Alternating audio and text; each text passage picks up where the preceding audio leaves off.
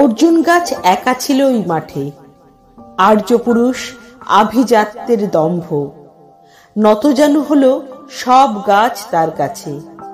এইটুকু শুধু আরম্ভ কাহিনীর। কোথা থেকে এলো কৃষ্ণচূড়ার বীজ?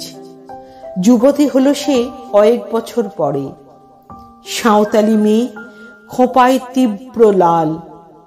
অর্জুন তাকে চাইল আপন করে। নতজানু হবে এমন মেয়ে সে নয়, বসন্তে সে তো একাই নিজেই সাজে। আর্য পুরুষে আসক্তি নেই তার, ব্যস্ত আছে সে ফুল ফোটানোর কাজে। খোঁপা থেকে খসে গত রাত্রের ফুল, ঝিরঝিরে পাতা পোশাক বুনেছে তার। অর্জুন সে যে আর্য পুরুষ, ভাবে সব সুন্দরে একা তার অধিকার।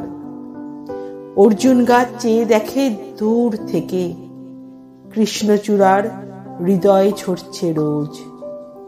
রূপ দেখে তার ধাঁধায় দুখানি চোখ, ভাবে কবে পাবে ওই হৃদয়ের খোঁজ। কাহিনী এবার শেষ করি তাড়াতাড়ি। কৃষ্ণচূড়ার জেদখানি বড় বেশি, অভিমান সেও বিকাবে না কারো কাছে, বরঞ্চ হবে বন্ধু বা প্রতিবেশী। যদিও কাহিনী এমন সহজ নয়, অর্জুনে শুধু বাকল ছড়েছে, ঝরে। সাঁওতালি মেয়ে রক্ত ছড়াতে জানে, আর্য পুরুষ হার মানে অন্তরে। পরের জন্মে অর্জুন গাছ হয়ে কৃষ্ণচূড়াকে বন্ধুর মতো দেখো।